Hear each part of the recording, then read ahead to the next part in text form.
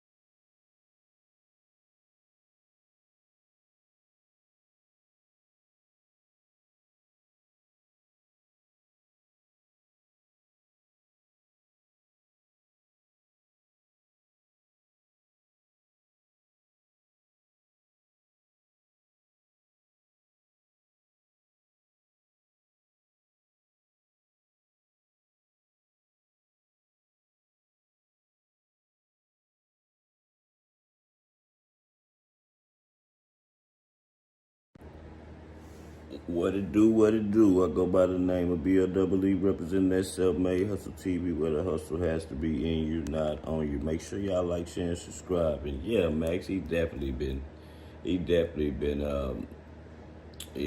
on one. Definitely. Good morning to all y'all, man. Double tap the screen when you come in, man. We're gonna tap into the update, then we're gonna jump into the Dame Dash.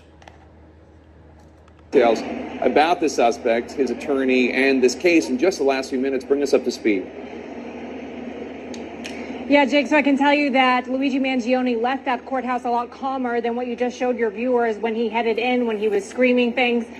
Different scenario when he was leaving that court hearing. He was also quiet during the beginning of this court hearing, only answering rather twice to the judge when asked questions. He said, "I do," when he was sworn in, and "yes, sir," answering the judge when he asked if he understood his right to contest this extradition. I can tell you that he was wearing an orange jumpsuit. Our reporter inside the courtroom said he had a disheveled collar. He was shackled at his hands and at his wrists. And his attorney, who you just mentioned, we have since learned, Jake, just in the last few minutes, that he has been hired to represent Luigi Mangione, that this was not a court-appointed defense attorney. And during this hearing, he, as you just heard him say, fought this. Let me remind y'all that this man graduated valedictorian. His people got mega moolah. They own companies, like big companies. Y'all don't think that's a coincidence? This man graduated valedictorian. This man went to some of the highest prestigious colleges. Like, that shit weird, man. Extradition. He also was trying to fight, basically trying to get Mangione out on some sort of bail, saying he's got no criminal history. He can be, tracked by GPS if necessary, to which the district attorney there in Blair County basically lined some of the evidence that they have against him, including the fact that he was found with $8,000 cash, $2,000 of foreign currency, a passport, said that he was evading police for several days, was transient. So, of course, as we know... Let me tell you a lot about this nigga that nigga last known address was Hawaii. Tell you what, that bad player was. He is still behind bars. The judge denying that request for some sort of bail, and he is allowed to fight this extradition. That is his right. What we understand now happens is that his attorney, that defense attorney, has 14 days to file a writ of habeas corpus. This basically allows him to say, you know what, this is not the guy that needs to be extradited. Of course, it's a stretch, but it does basically extend these proceedings. And it also, if you think about it, gives the NYPD, gives investigators more time to sort of collect evidence, build their case against them, and then they will all be back in court to discuss next steps in this court process. Jake? And Bryn, what more are we learning about the suspect, Luigi Mangione? Yeah, so we are learning, the New York Times is actually reporting that his family grew very concerned about him at one point, actually filing basically a missing persons report on November 18th with San Francisco. Now, we understand from the NYPD that he does have some ties to San Francisco. We're not quite sure of when that happened, but that is a key note. It also tracks with what we've been learning from his social media footprint, is that, he was very active on social media for quite a while, posting pictures of friends, his travels, and then sort of went dark, where people were reaching out to him, wondering if he was okay. One person asked, "Are you going to honor your RSVP to my wedding?" So it did seem that he went dark for a while, and it does appear the New York Times reporting that his family also very concerned, so much so that they filed this missing persons report last month, Jake. All right, Bryn Gingras, thanks so much. Let's bring in CNN Chief Law Enforcement and Intelligence Analyst John Miller, former NYPD Chief of Department Ken Corey, and Ellie Honig, former Assistant U.S. Attorney for the Southern District of New York. Ellie, let me start with you. What do you make of the fact that this... We're going to go to Walmart. We're going to see what they talking about. Tired of having to stream in 720p in StreamYard or having to pay more to get 1080p quality? We got you. Start using Eevee. That's completely out of touch and an insult to the intelligence of the American people and the lived experience. As the investigation into the fatal shooting of United Healthcare CEO Brian Thompson continues, authorities are zeroing in on critical pieces of evidence that they say strongly implicates the suspect, 26-year-old Luigi Mangione. From surveillance footage to a forged ID, a 3D printed firearm, we are going to take a look at the key evidence that led to Mangione's arrest and explore how it ties him to this deadly shooting. Welcome to Sidebar, presented by Law and Crime. I'm Jesse Weber. The shocking murder of Brian Thompson, CEO of United Healthcare in Manhattan last Wednesday, just sent ripples through the corporate world, leading authorities on a cross-country manhunt. Thompson was gunned down outside of the Hilton Hotel in New York City, where he was approached from behind by a man who fired multiple shots at him before fleeing the scene. It was just absolutely shocking. And after a brief investigation, authorities identified the suspect as Luigi Mangione, a 26-year-old Ivy League graduate from Maryland. Totally unexpected. Now, as investigators pieced together the evidence linking Mangione to the crime, or allegedly linking him to the crime, there are key details that have been emerging that paint what is a very chilling portrait of the suspect, his motives, the series of events leading up to his arrest. And what we're going to do is break down for you the key pieces of evidence that point to Mangione's alleged involvement in Thompson's death. But before we dive into the evidence, I got to catch you up to speed on the latest following Mangione's arrest. This is a rapidly developing situation. So, after he was captured in Altoona, Pennsylvania, of all places, Mangione was officially charged in New York with murder, weapons possession charges, and a forgery charge. Now, I will tell you, these are just charges. He hasn't been indicted by a grand jury yet. That will happen at a later date. Now, yesterday, he appeared in court for an extradition hearing out in Pennsylvania. The idea being, how and when will he be brought back to New York to face those charges? And by the way, he's already facing... What was that shit all about where he just went wild the way he got out the car, man? Like it's crazy, man. He went to yelling and screaming, and this is not... Hey... Man, this is crazy. Firearms charges and related charges in Pennsylvania. They're a way for him to actually be caught, held in custody. His bail has been denied. So he's facing charges in Pennsylvania, and we'll talk about that in a minute. But as he was being led into that courthouse by officers, he had some kind of outburst. Down. Oh my God, that's completely out of touch and an insult to the intelligence of the American people and the lived experience. They slammed that nigga against that dog. Now, we can't make out 100% of what he said in full, particularly at the very beginning, but he appears to have uttered, "This is completely out of touch and an insult to the intelligence of the American people and their lived experience." Don't really know what that means, but I will say at that hearing, based on our reporter, Sierra Gillespie, Apparently, he also tried to say something in court, but was shut down by his defense counsel. Bit of an odd take on that. Maybe we'll get to explore Hey, it's a that woman that got him, too. time. Look at the woman. But at that She hearing, had a- Mangione was hey. denied bail, meaning he will remain. He had a woman handling his ass. She looked like she was ready for his ass, ready for anything that he was trying to bring. She was gonna slam him right on top of his head. In the Blair County Jail, the prison, while awaiting extradition, though he has 14 days, or his attorney has 14 days, to file a formal opposition to extradition, and then a hearing could be scheduled on that. So he appears to be wanting to fight extradition back to New York. Meanwhile, prosecutors have exactly 1 month to seek a governor's warrant out of New York, which would expedite Mangione's return. It's believed that Governor Kathy Hochul is already working. Okay, what's the difference with Pennsylvania and New York? Nigga, you in jail regardless. What, are you running from something in New York? What you think if you go back to New York, they're going to live you or something? Like, what's the difference? Nigga, you in jail, you might as well just say that they're not going to give you no bond. On this warrant and working with Manhattan District Attorney in order to get Mangione back there to face this murder charge. All right, so let's jump into what we know about this evidence, and to help me break all this down, I want to bring back on somebody here on Sidebar who I haven't seen in quite some time. Yeah. Professor of Law don't at even Temple hear no University more about Beasley that School of young boy. Law, Professor Jules Epstein. Jules, it's been a minute. I know you've been very busy. You're a very, very busy special man, but thank you for taking the time to come back here on Sidebar. We always appreciate it. Good seeing you. Good to see you and honored to be here. So real quick before we get into the evidence, if you have any just initial thoughts about the extradition issue, it seems like Mangione is going to be contesting it, or at least that's based on what his attorney has been.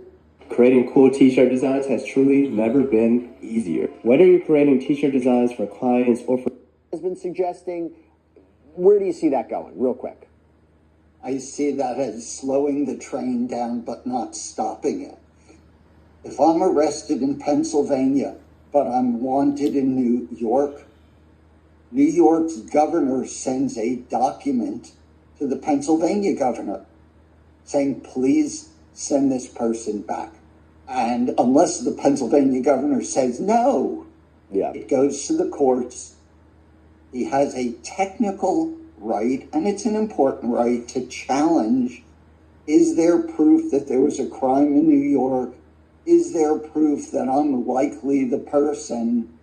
But it's not proof beyond a reasonable doubt. It's not a hard standard for the Pennsylvania prosecutor to meet.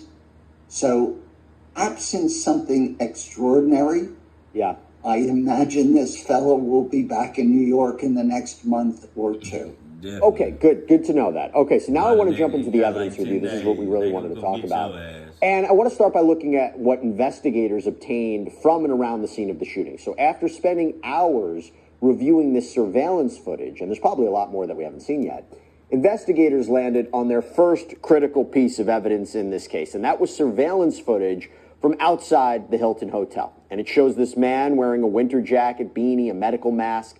And because of this footage, investigators were then able to link the shooter to more surveillance footage that was uncovered. So there's this footage from a Starbucks nearby where the suspected shooter visited. This was right near the hotel, still with his mask on. But then there was a rare moment inside the hostel where the suspected shooter can be seen showing his face. This was huge. This was critical. This was at the hostel that he apparently checked into a few days before Thanksgiving. And reports say that the shooter lowered his mask because he was interacting with or flirting with this hostile employee. That was critical, seeing his face there. And when the NYPD released the surveillance images to the public, it seems like this slip-up would end up being pivotal. And there was other footage too, like from a taxi cab and also from a bus depot. So Jules, I want to bring you on this. So knowing that police were able to positively identify Mangione seemingly from this surveillance, how strong do you think that evidence is?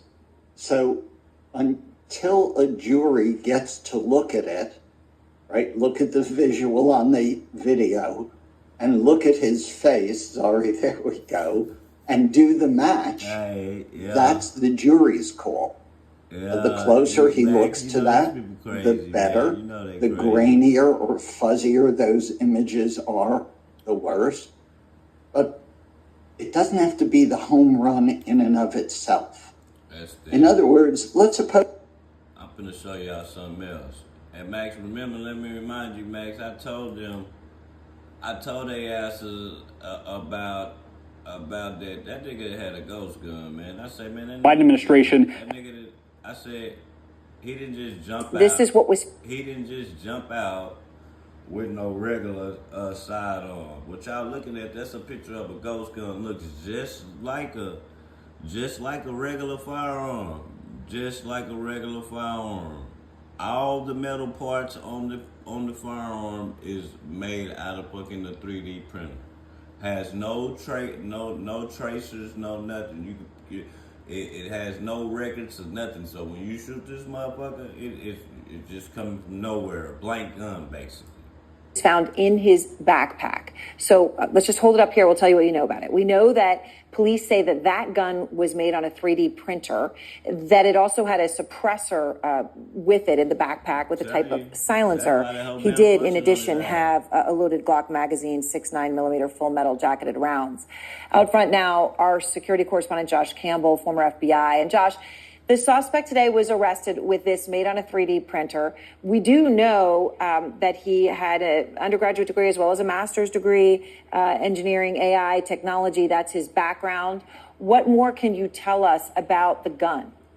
Well, this very gun, Aaron, has law enforcement concerned across the country. The rise in so-called ghost guns. These are often untraceable, essentially self-assembled guns. In this case, as you mentioned, it appears that he might have printed this himself on a 3D printer. A lot of these gun parts you can buy online and essentially assemble them yourself. And of course, the big concern, they don't come with serial numbers. That makes it difficult for law enforcement to trace, and they don't require background checks. Now, the Biden administration has recently tried to increase penalties and stop the distribution of some of these types of guns. Of course, someone intent on causing a homicide is probably not going to be, worried about serial number violations. Y'all don't think it's weird that something like this is not like a bow and arrow or something like this is a gun, it's a gun, basically a gun.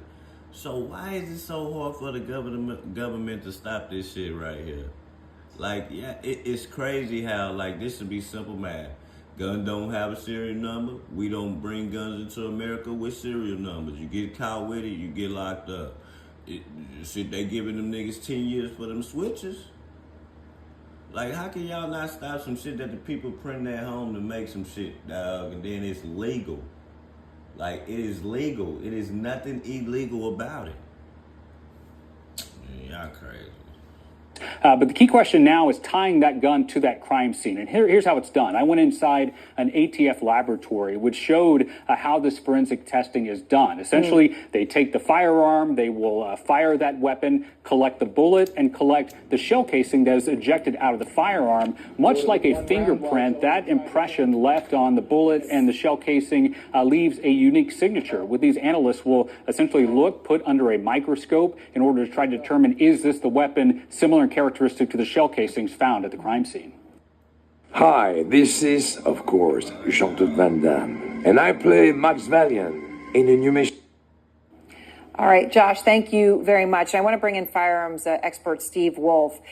So, Steve, we've got a picture of the ghost gun found in the shooting, found on the suspect. I'm sorry. So this is what he had, and I just want to note here: you've got a gun.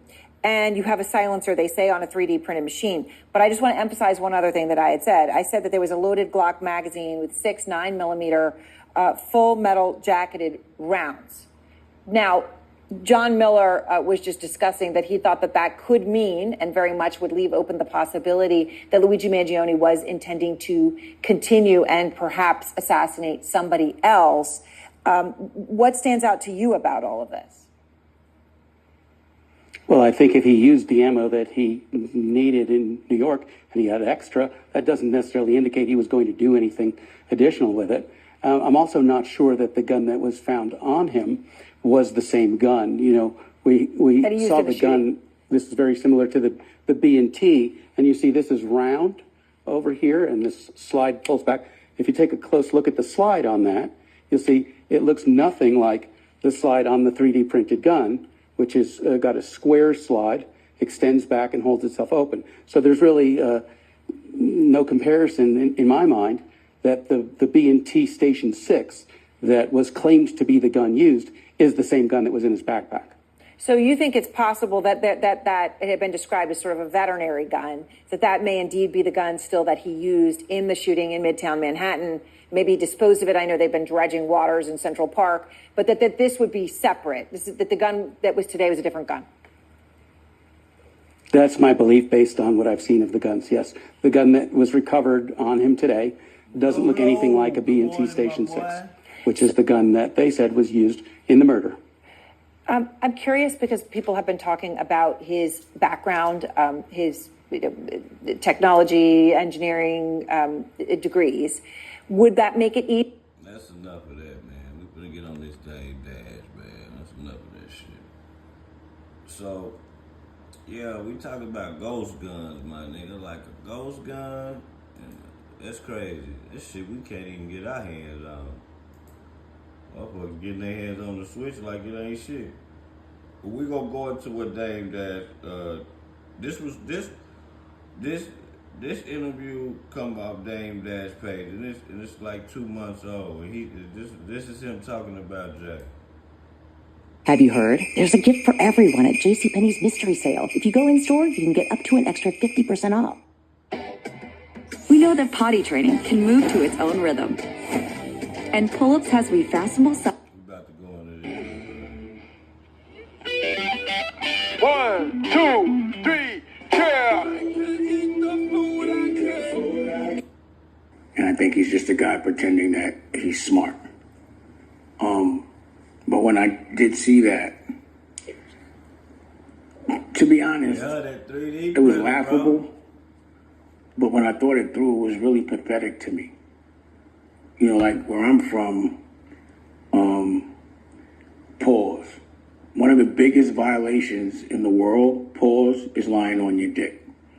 And that means that you say you did things with a girl that you didn't do. Another thing that's in that order is lying about getting your ass whipped and about a fight. It's one of the most unhonorable things to do. Like, when someone takes a loss, to say, yo, he caught me slipping, you gotta respect that. But I just think when I saw his reaction when he was asked that question, he just got fuddled. Pause, like he just seemed like he was caught off guard. And what I saw him do was not only lie, but like he combined a lot of different situations in one. So because he brought it up, I think in this day, transparency is key. There's no reason, because of this direct connection that you can have with the people that are your fans, that consume the things that you make, they're owed explanation and truth. And that's why when they say things about me, I come back and I'll say that's true or not true. Right.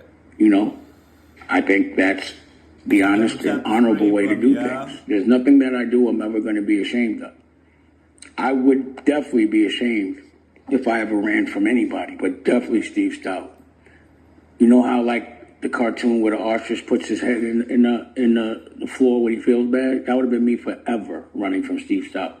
The reason why I smacked him in the first place was because it was like, if he catches me and then I beat his ass, pause, they're still going to tease me because it's Steve Stout. But because he wants to bring it up, I'm going to tell you the story.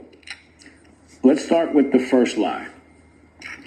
He said that we ran into each other in a Sony office or whatever it was. We were at Rockefeller at my office, and Jay was sitting behind my desk. He always wanted to sit behind my desk, pause.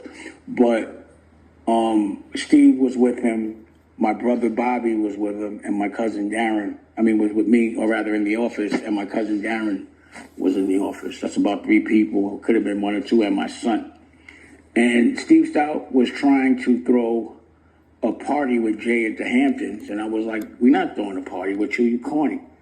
You were running around with Nas when we were kind of like beefing with him. You were running around with LL, and then I guess when things went sideways, you just decided to tell us all their business, and that's what he used to do, and I always thought that wasn't honorable.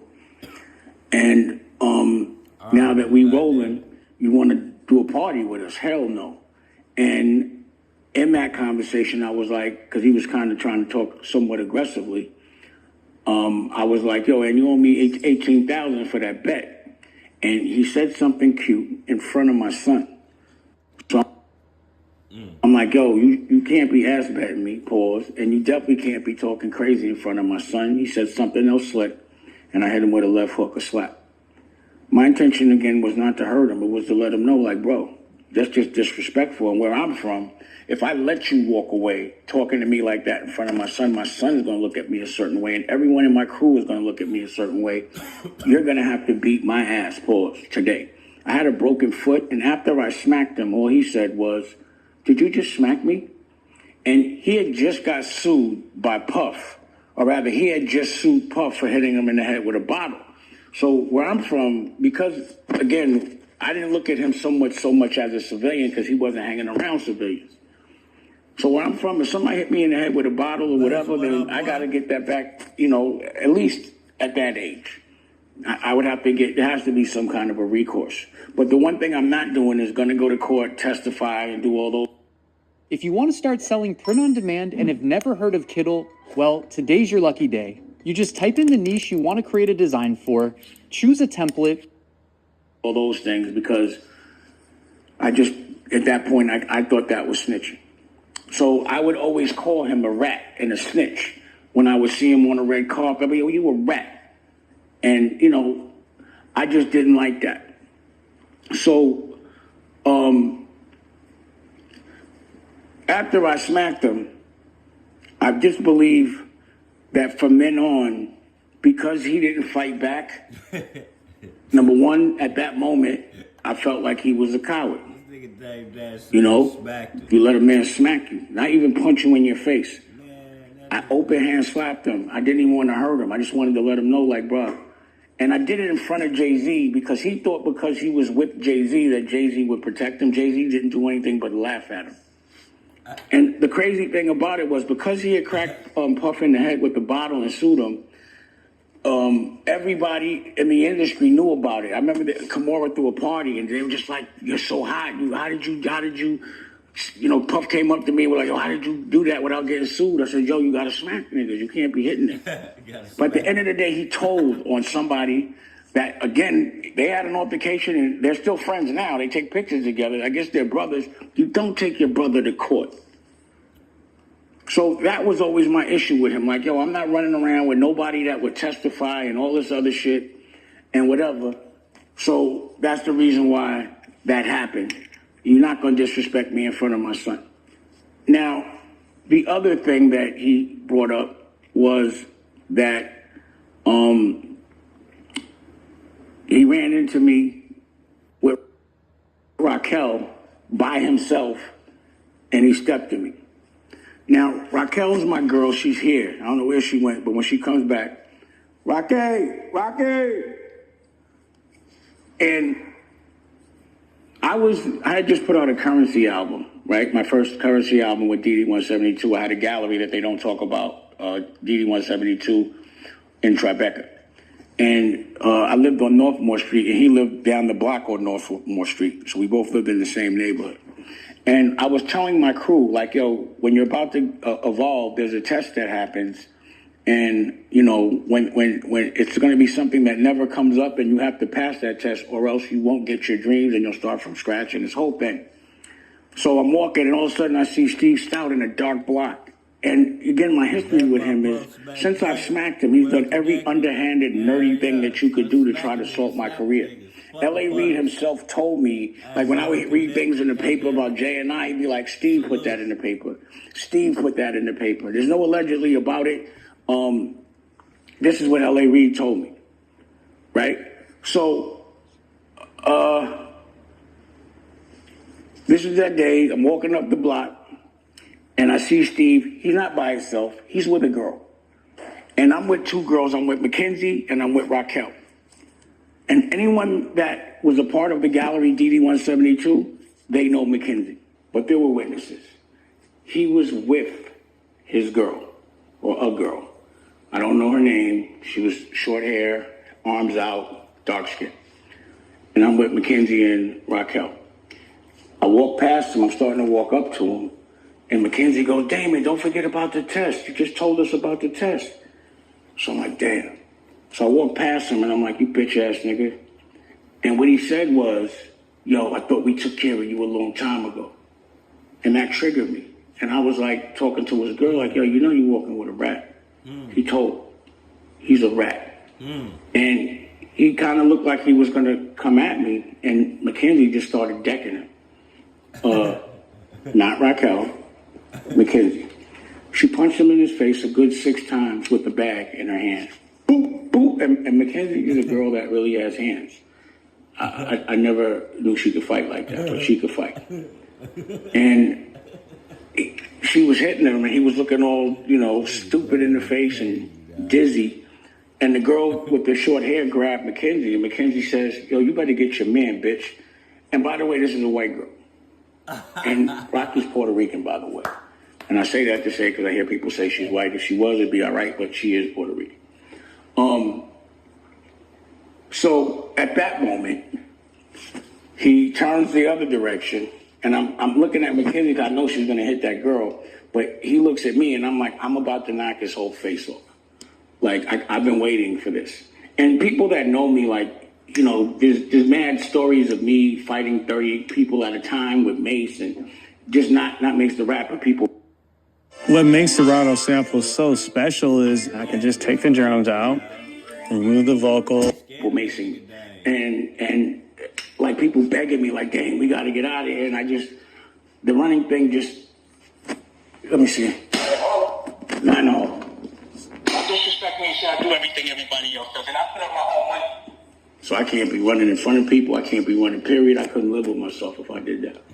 But Rocky, she didn't want me to hit him because the police were around the police station around the corner. So she jumped in front of him. I didn't push. He pushed her on the floor. He abused the woman. He physically threw her on the floor, which is why he breezed over that. You understand what I'm saying? That's why his lawyer said pay.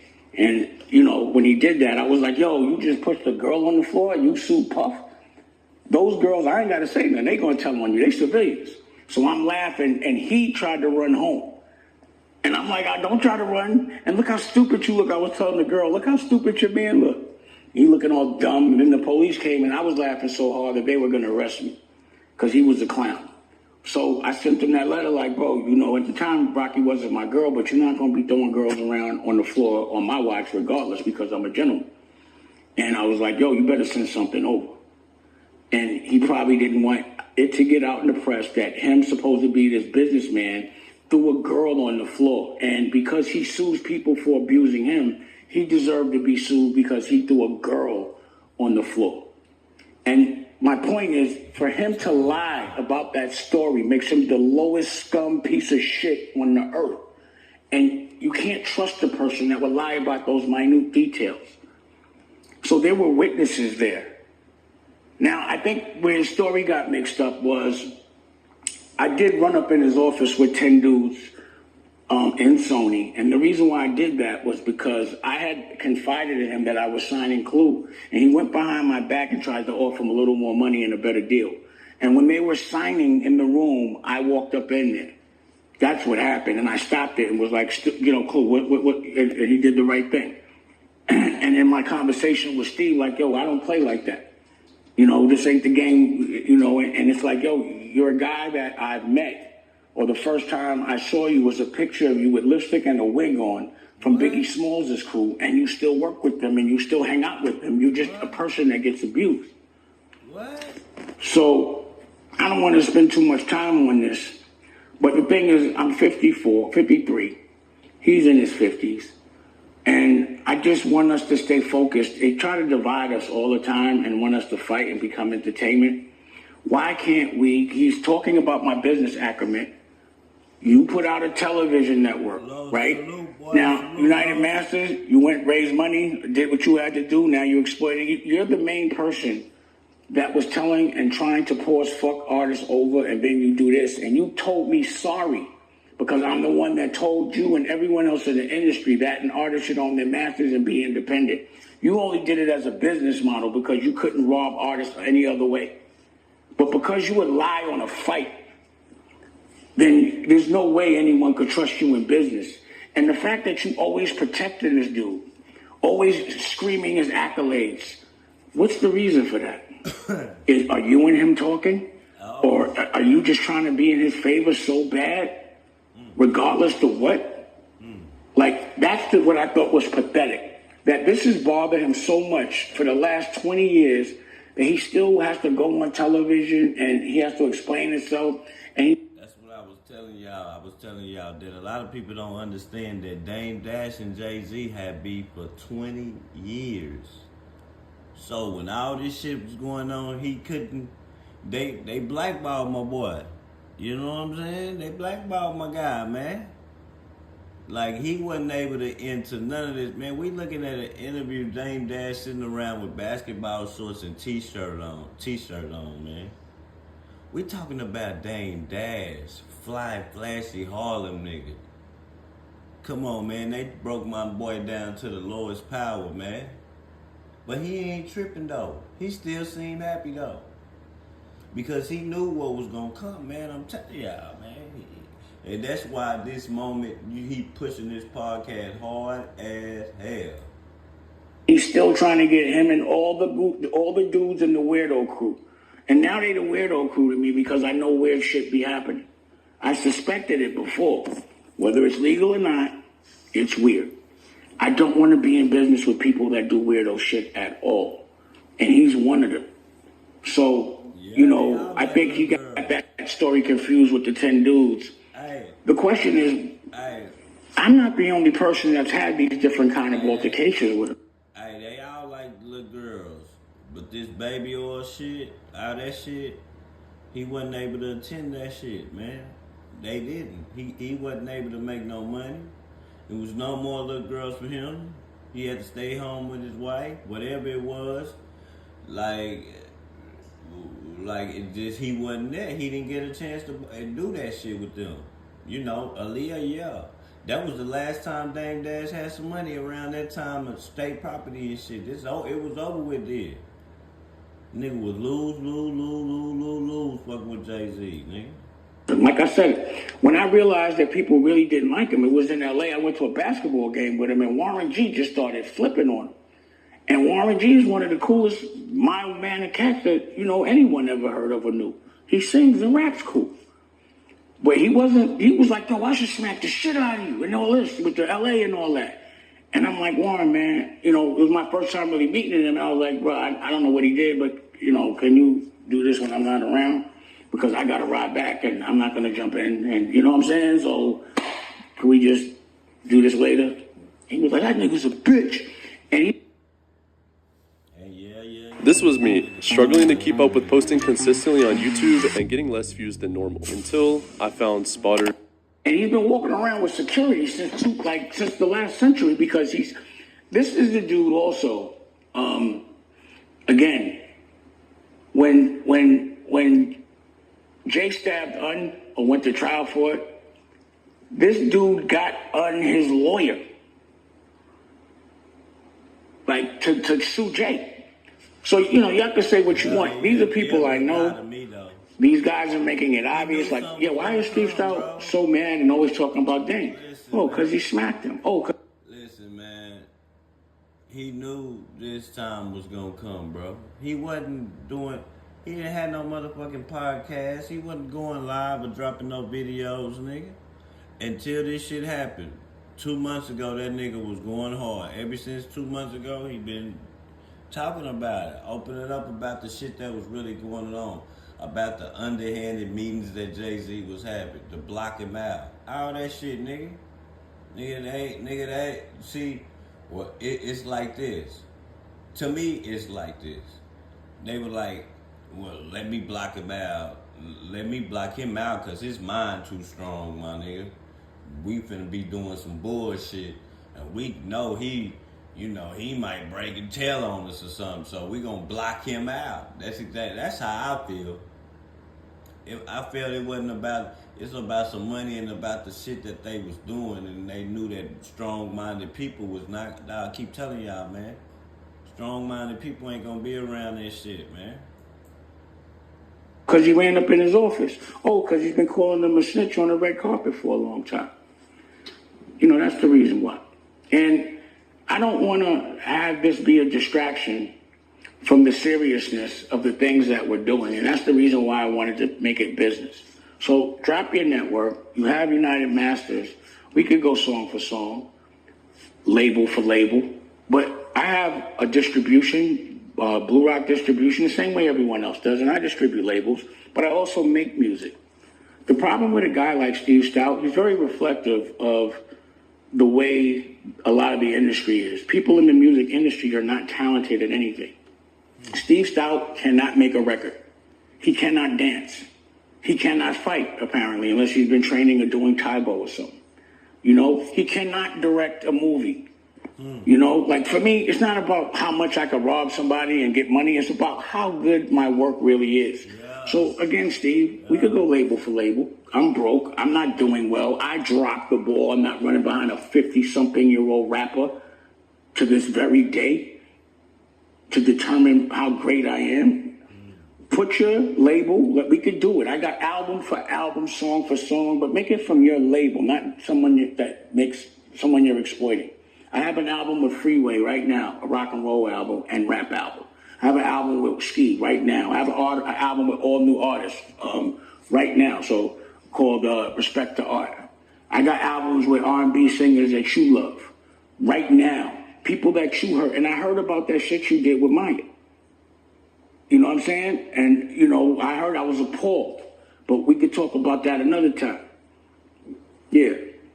So, you know, and I'm not saying that he did anything sexual with her, but, you know, there was a situation that I just did not like that she told me about. I didn't like it. I was appalled. And y'all little crew over there, that's not the way we play. You know? So, I'm not the only person that doesn't like Steve Stoute. The question is why? Why would you trust a guy like that, a person that doesn't care about an artist? If you have no artistry in your body, pause, if you're not creative, how do you think it's fair to make money off creatives? And why should a creative trust you? Why? I don't be understanding. You can't even bob your head right to a fucking record. All right. So, I'm going to move on from him. That nigga said you can't even bob your head right to it. These motherfuckers don't even know how to beat on beat, shake their head on beat to the song, but they telling you how much they gonna pay you for it. I don't think there's something weird about that shit. Man, rap. Pause. Bad, I can't rap. You know, enough talking about him, but I want to make sure that I said everything because I know he'll probably get on an interview and say some other dumb shit. I just wish he'd get over it. But let's focus on the business. Put a clothing line out. I got a brand new clothing line. I got so many different clothing lines ready. Can you do that? Let's just go business for business. I chose the art. You chose to exploit. I chose to create. You chose to kill, bro. Different brand. Like, the last thing I forgot. He said that Rocky ran up to him at Kanye's. First of all, everybody knows Rocky would never run up to anybody. But what happened was, I saw him. He was looking so scared in the face. I was like, I ain't gonna do nothing to you. And we discussed things like, yo, why you make Jay put his name on a $40 sneaker? Now he can't sell nothing expensive no more. He was like, but Pharrell, and I was like, yeah, but you know, Pharrell became very committed. He shaved his mustache off for the last 30 years. You know what I'm saying? He did that. I'm not mad at Pharrell. But as far as... That nigga say Pharrell shaved his mustache off for 30 years, nigga. Dog. Damn, he really did. I know that nigga got some hair growing on his face. Jay, I personally, you put him with Budweiser. We supposed to be promoting champagne. You laughed. I know you paused, gave him the banana in the tailpipe. The niggas diss each other all day. So, L.A. Reid was there. So L.A.'s a witness. So what I told him was, yo, you remember that time when you threw that girl on the floor and I made you pay that money? That's the girl right there. I said that. And L.A. Reid was like, did you just say that? Oh, my God. And asked L.A. Reid. So there's witnesses there that could testify to him being a fucking liar. And he has so much to say about other situations for other people. What do you see? A planet surrounded by stars and asteroids and the wondrous... Pizza? Whatever. You ain't never seen Pharrell with a mustache, nigga. my whole life, ever since I seen Pharrell on stage, nigga, that nigga never had hair. I never seen him miss the barber. Man, that nigga saves his face for 30 years. Why does he not let those people speak for themselves? Why are those people not speaking for themselves? Because the answer is, you know, this year I'm noticing that they're hammering down, you know, with the elections and all that. You can't just say something. You have to have something to support, some data to support what you say. Yep. You know, everything I say, I'm going to say and have data and be truthful. There will be witnesses. Like, I could call people that were in the room when I smacked them. Jay could be a witness to that. I could call people that were in the room when I ran up on him in Summer. You know, Rocky called Mackenzie the other day, and Mackenzie was laughing like, you know, I don't do that no more. But that's funny. His recollection is completely different than ours. He just erased Mackenzie from his memory. And also the girl that was with him. And why would a guy pay and his lawyers advise him to... Either way, I didn't want to get back on it. But, you know, that's how I feel about that. So what do you think about the conversation around reasonable doubt or how outlets are covering it? Yeah, so, I think because it's in the paper, and when I hear people read things or there's certain headlines, I think it's important that they do the research, because if someone does know what they're talking about, that person that doesn't looks really stupid. And I'm looking, because I called out the press, because what happens is if they're going to take something from a legal document and promote it for one side, then they have to do it for the other. So they had to say this because it was filed. I didn't file it. The state did. Now, they made it like it was a child support thing. Let me explain the child support thing. And I said it, but for some reason no one acknowledges these things. My child support for the last, since 2007, has been about $250 a year with school, camp, and all these children that I had. $250,000? Boogie is 33. Ava's 24. Tallulah's 16. Lucky is 20. So there's no more child support for two of them, but I did all of that. $250 a year since 2017. If you do the math, that's about $4 million, a little over. Damn. I'm broke, right? But my kids get $4 million. See, there's levels to this shit. And I've set myself on a very high standard. Me with $4 million is broke. I'm the guy that told you $1 million ain't no money. So if I'm gonna call myself broke, I guess y'all should too. But hey, I'm broke. I'm broke though. But you know, my kids love me. They can't say daddy's a piece of shit. You know? Like, I could be broke. Yeah, my daddy broke, but he ain't a piece of shit though. You know? Yeah. To me, rich is like having $100 million in the bank. That's just based on me being around people that are wealthy. Having $5 million is temporary because you got to pay taxes, you got to pay bills, you have to sustain everything you bought. It goes, it evaporates. You're still worried if you have a certain kind of lifestyle. And again, I'll tell you, like, if you get $1 million and you stay in the project, yeah, you'll live well for the rest of your life. But once you get $1 million, you kind of elevate. You start to spend like you're a millionaire. And it doesn't last unless you continue to generate money. So again, as it relates to the child support, and again, I'm being transparent because I want y'all to understand it. They say I owe 120 grand. That's like 6 months to a year maybe worth of child support. I'm only late. 20 grand? 6 months. And that's how much child support that I have. God damn. And that will be covered at the auction. But they want future child support. And I said this, but nobody gets it. So the reason why the state is in the, or child support, I want to make sure it's the right people, is because they want for Rachel $700,000 of future child support because I'm broke. And my daughter's 16. And, you know, like 100 grand for Lucky, he's 20. So they want to make sure that they can make and I want them to make sure, I didn't send them to do it, but they themselves saw that Jay was doing some funky shit. Now, for anyone that tells me that someone that's fucking up $1 million of my money and that I shouldn't be speaking on it, you're a dumbass. No one's ever owed you millions of dollars. No one's ever assaulted you for years and had a conspiracy of fucking people that go to funny parties to try to get at you or stop you from what you're doing. Oh. You can't tell me that when you read that someone says that their copyright goes back to them in 6 years while I'm trying to sell it, and y'all don't be like, yo, why would he try to devalue the brand and think that I shouldn't say anything about it? Like I'm always talking about him. Nobody's always talking about him. He's always trying to aggressively stop me from getting my money. And this is something that the state noticed. So now...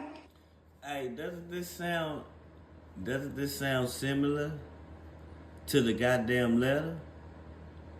Aggressively trying to stop me from getting my money. Hey, this sounds similar to, Come on, man, dog. Y'all crazy, man. Come on. Talk your shit, Dane. I know, another ad. But what if this ad, like literally this exact ad, could... And then they tried to make it like, because what Jay's crew did was they made an application to transfer the copyright back, and it was certified. Certified means it was delivered. An application means it was an ask. That doesn't mean anything. He's just trying to be cute. The reason why, if someone's so good at copyright law, you should know this. Earn your leisure, you should talk about this because this is important. The state found the contract that Jay signed for reasonable doubt. I'm signed as the CEO, the boss, and he signed as a work for hire. Jay worked for Rockefeller Inc., and because of that, he's not considered the author, so that law is not applicable to him. The state brought that up. So on Breakfast Club, I heard homegirl, and she even sent it to me, and I told her, I was like, yo, that's just an application. Don't get caught up in that. You're saying things in public, And again, this is the actual fact. And why, even with TMZ, the headline isn't like the state is questioning and calling. They're basically calling Jay a liar. They're basically saying you're trying to make sure that man doesn't get his money. The state notices it, but for some reason, the headlines don't reflect that. So that means it's very obvious that people from that camp call TMZ, allegedly, call these outlets, and they're feeding them things for a narrative. When you do that, it makes it where I have to explain to y'all the truth. So I always call out, they're like, why are you calling it Earn Your Leisure? Because it's supposed to be a business platform. So I want y'all, Rashad, talk about some business, man. This is business. This ain't when I brought up the 50 Cent. And by the way, 50 Cent, he just wants to play. So I did respect, that he was trying to get into the CEO game, and I was testing that. But the team dropped, and that's all they're going to talk about. But let's talk about what counts, the business. So because, again, he's not going to be competition in business, maybe competition in getting paid by another business, I have to find a CEO. And if Steve Stout, back to him, if you're supposed to be a CEO, drop your network, drop your album, drop your clothing line, do all these things. And there's more things, verticals that are going to drop. That's how you can. But, as I was saying, he's playing, so I'm moving on, man. He just wants to play. He's waiting for jokes of someone to trip. I'm trying to educate us. I wanted to use this awareness to show us how we should be beefing with business. And not to say trying to help, rather hurt. Just bringing awareness. And again, 50, if you are going to say something, just tag me, man. Say America News so I know you're not intentionally not trying to help. If you're going to throw the alley-oop, throw the alley-oop. Because I want you to win. I don't want anyone from our culture to lose. I just don't want someone from our culture to be destroying other people from our culture for another culture. That's what I don't want. I don't want a black man's business model to be tearing down other black men, and that's why they're paying you. You just got somebody. And that was the purpose of America New, to give a platform where we could freely showcase the good parts of our culture. That's all I want. And I just want us to get paid fairly. And I want the right, regardless of what. And I said this last week. We all hip-hop brothers. We've known each other a while. When I heard about Irv having a stroke, I genuinely worried about it. And when, like, one of my friends FaceTimed me. He was with Chris Gotti. Chris Gotti's Herb's brother. Herb Gotti. Pause. I love Herb Gotti. I mean, Chris Gotti. Like, he's a cool dude no matter what. He's, to me, my version of thorough. Doesn't try to present himself as a super tough guy, but he's thorough. And he's always like, yo, like, I'm like, what's up with your brother, man? It's like one of those things, you know, blah, blah, blah. But we've always maintained a very respectful relationship. And he spoke to me and he was like, yo, he was telling me about Herb. And I was like, I got to call him. So I texted her, man. And I was like, you know, if you need any help, bro, you know, I don't want to see you die. You my brother. You know, just because you might have done some shit that I don't agree with, it doesn't mean I want to see you hurt. You know, I don't want to see nobody that is in hip hop hurt. It was like, you know, the way they glorify violence, but like, and again, I'm not glorifying this, but, you know, as a young in the street, I've seen people get killed. And it's disgusting to watch. Say, man, can y'all do me a favor, man? Y'all do me a favor, man. Can I get 2 more subscribers, y'all? We got 160 people in here. Can y'all please double tap the screen? And just 2 out of y'all 160 subscribers, do something for Self-Made Hustle TV, man. 2 of y'all subscribe to my channel, man, so we can be at 4,000. Do that for me on this good Thursday. And that'll make my day, y'all. Do that for me, man.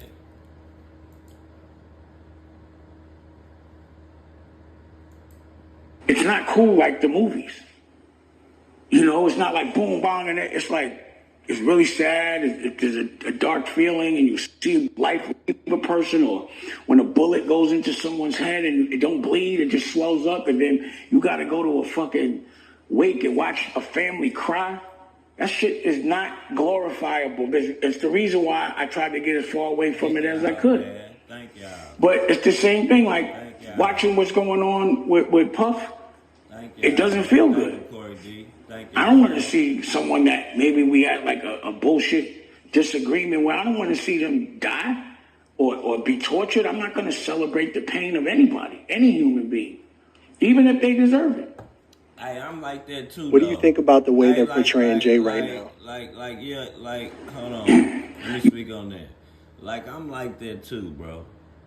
Like, I kick your ass when you down, but I don't want to celebrate like your deaths or your, like, you know, I play with your kid. I don't do certain shit, dawg.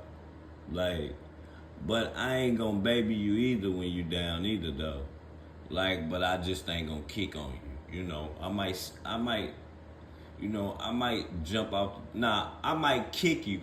I ain't gonna jump off the top rope on your ass. You know what I'm saying? Should I say?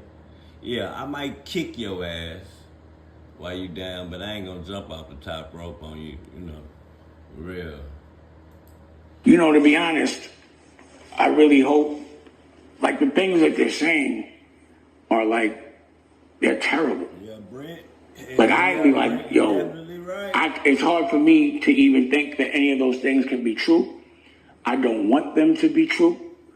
Like, you know, they saying they're going to pick him up next year. I don't want to see that man go to jail.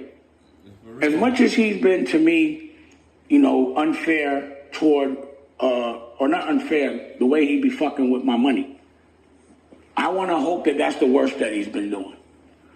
I would never want to hear, like, Jay at a freak off party. Like, that's crazy. You know what I'm saying? The shit they saying, and I just be... What I'm trying to let y'all know, the reason why I'm playing this is because this shit right here, Doc, y'all, was 2 months ago. This nigga said this shit 2 months ago. So, we gonna go back 2 months and he talking about Jay. He done already talked about Diddy. And he talking about Jay 2 months ago. You wondering why he don't say nothing about it. You know what I'm saying? Because it's terrible. And I look at, you know, like when my teeth fell out, and I know y'all want to make it like they were dentures, but show me a picture of me with some dentures. In the last year, I've had these. Look at the live and see what teeth I had in my mouth before. They were not teeth, they were grills. But it's called cool. I saw. But Lord knows Dame ain't tripping, because I'm telling you, he not tripping on telling them because he wasn't there. Man, in one of them, it was another interview that was 2 months ago where he talked about Diddy, and he was like saying that, like, you know how they blackballed him out, and he was saying now that since y'all blackballed me out, maybe I can get some of them deals now that y'all were giving them, because they gonna get a lot of them deals snatched off the table behind this shit, like, and when Dame said that, I was like, damn. Makes sense to me. Bro, the guy's very intelligent. We know what they saying he did to Aaliyah a long time ago, but that's not what this is about, bro. This is about 13-year-old. Like, Aaliyah is R.I.P. to Aaliyah, but she can't come back and say nothing. She could feel like this if she was alive, but she not. So we gotta deal with the shit that's on the table, and what's on the table is Jay. And him trying to debo Dame for his money is the same way he doing these people that's coming after him. You're not getting one red cent. Man, cool. Dame just sitting back. And he also said something in the interview 2 months ago. He said, I'm Pop. I'm not tripping on saying I'm Pop. Down here in Texas, when we say you Pop, that mean you broke. He's like, I'm Pop. I got, I ain't... Listen, when he say he Pop, meaning he can't live the lifestyle that he used to live. He has to physically drive to the grocery store himself. He has to drop his kids out at school himself. He might even have to get out there and cut the grass.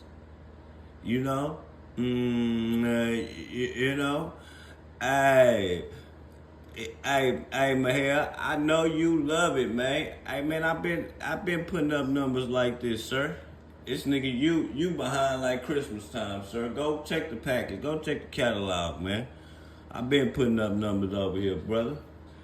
Hey, but yeah, nigga, that nigga said something about the deals.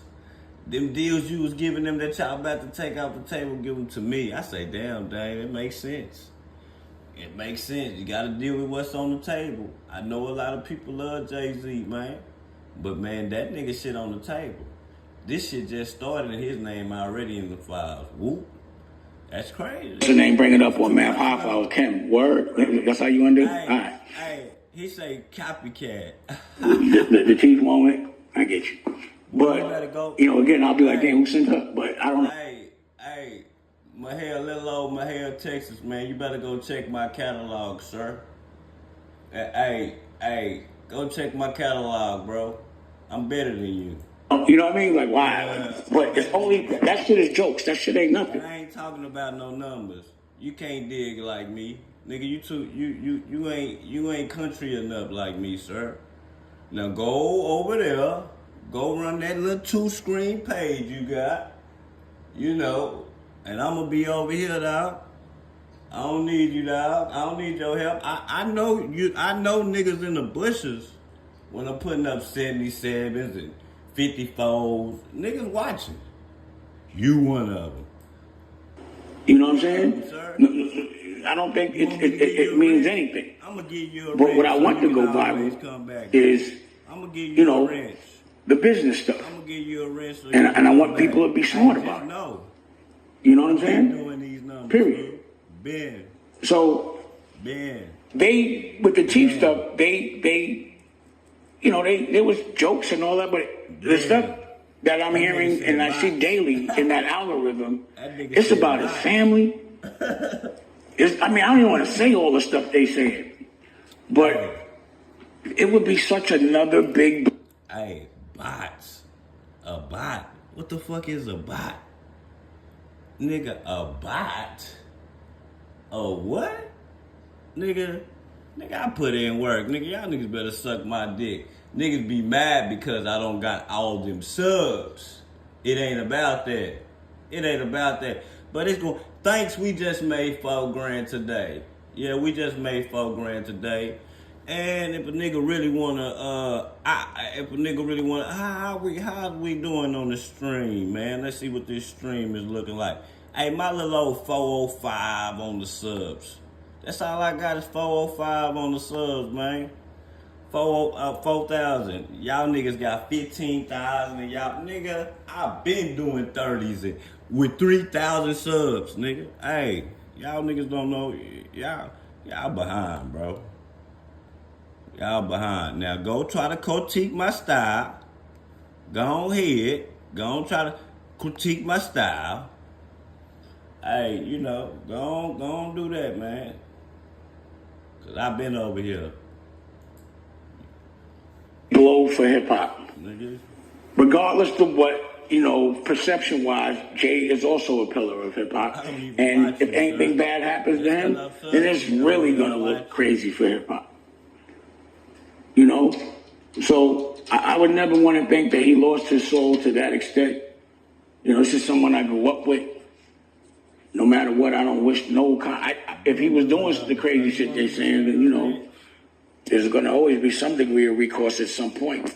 But I really hope that shit ain't true. You know, I would hate to think that the people that were in my world really had that degree of a secret. That they were completely different people than, you know, I was trying to empower. You know, like there was a time pause that he inspired. You know, I love his family. I love his mother. You know what I mean? You thought I was over here like, you know, it's hard for me to be beefing with people when I know their children or their parents to a certain level. You know, you're still cool with the kid. That's why when, like, you know, he was supposed to be Jay's supposed to be my son's godfather. I'm like, how does he do that to Boogie's his godson's father? You know, so there are some levels that I know are dark.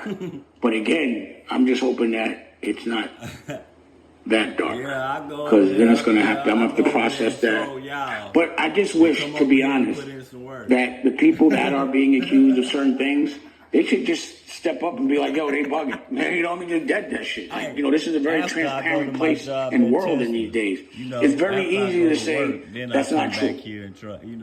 You know, I wasn't at that party. I didn't do what they said I did. And, you know, I remember when I would ask Jay, yo, well, how come they keep saying we beefing? And how come you don't say nothing about it? He would go, I don't want to bring no fuel to it. Nah, that brought all the fuel to it. So being silent is sometimes the loudest thing in the world. So I believe if the things aren't true, because I hear stuff that Jaguar says, and she... For my people that are trying to start a print-on-demand store or trying to get a print-on-demand store off the ground, let me put you on to Kittl. Kittl is your one-stop shop for all things print-on-demand. With an endless library of customizable templates and illustrations, stunning fonts, and beautiful text effects, you can create designs effortlessly. And when you're done, you can create mock-ups with just a few clicks. Their website even offers text-to-AI image generation, ensuring that whatever you imagine but can't find an illustrator for, you can create with a simple prompt. Kittl is the most powerful print-on-demand tool on the planet for... And she be on, like, 10 toes down, like, not allegedly. And I've been sued for not saying allegedly. That's why I got this problem I have now with this judgment. I have been sued for not saying allegedly.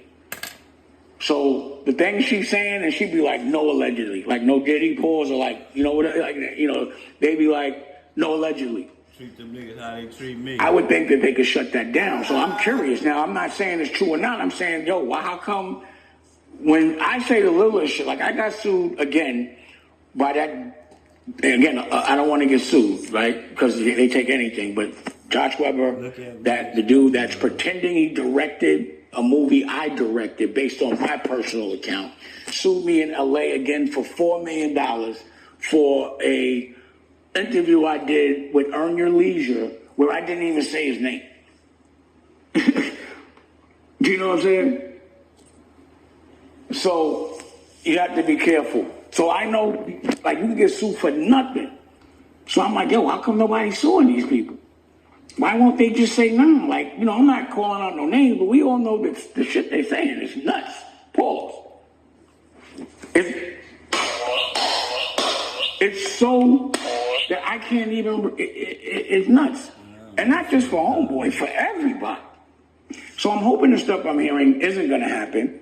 I'm hoping that the stuff I'm hearing isn't true. I don't want anybody to be that dark.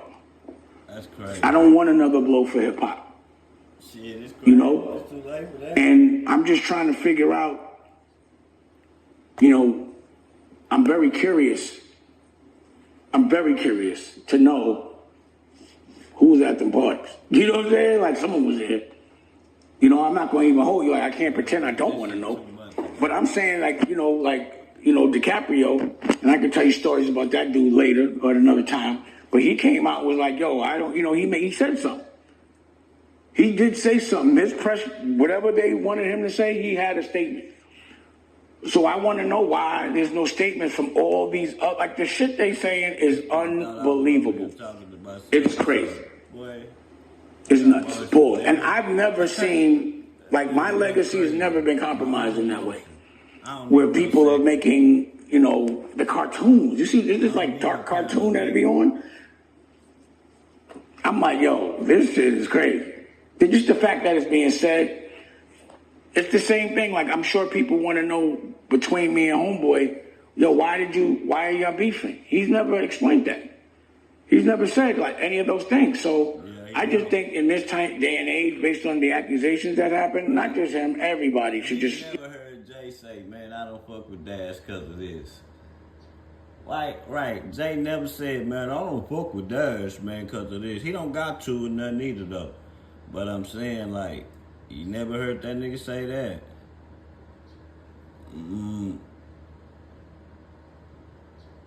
Yeah, you know what I'm saying? That shit crazy, man.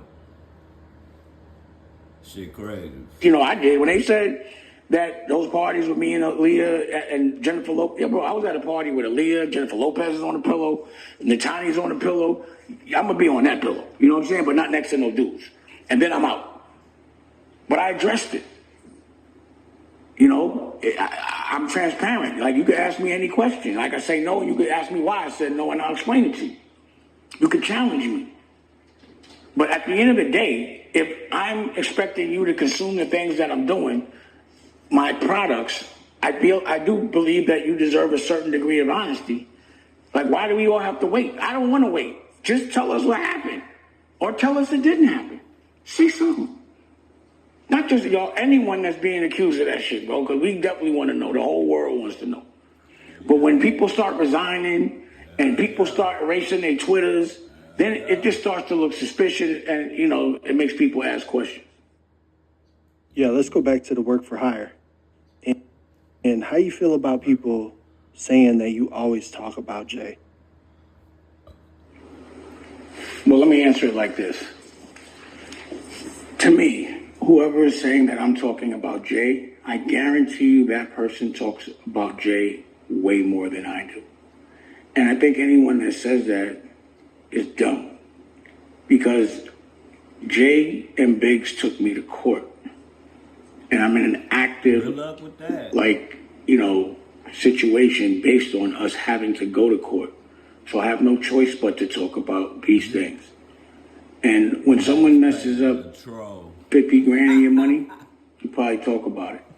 Can you imagine a man messing up 40 million when he messes up my Rockaware deal? You just don't know. All them comments, all them views. Hey, Max, it's body, but you're right here. Hey, you can keep trolling from my hair. Keep talking. I'm going to let you keep talking and keep talking.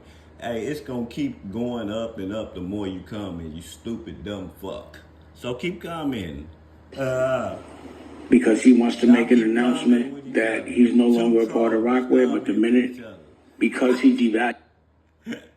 Everyone who hates ads will be using this Chrome extension by 2025. I feel like I just found a Google cheat code. It's a Chrome extension called Valued the company, that I sell my interest to invest in Rachel Roy.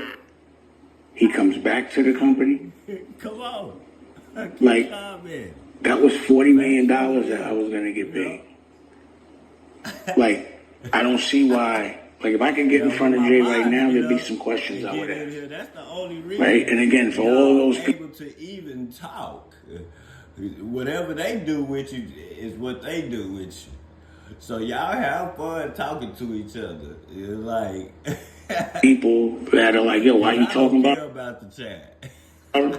Why the fuck? I talk about a lot of things, but this in particular, this dude's been fucking with my money intentionally. And he has a whole crew of people that go to funny parties. that are fucking with me too, like a Steve Stout, a Leo Cohen, you know, those kind of guys. So that's why. And because y'all being misled, because you only read headlines, and sometimes you sound very not intelligent based on how you perceive the headlines, I want to make sure y'all don't look and sound stupid. I gotta prove that. And I know that for everybody that defends homeboy at the barbershop and been arguing on his behalf, y'all looking shaky right now. So of course you're gonna say something. So that's why Steve Stout has to go and wave a flag for another cat. Because he's been the biggest promoter of that cat. And if that cat isn't exactly what he says he is, then he's gonna look like a pussy. And no one's gonna fuck with him.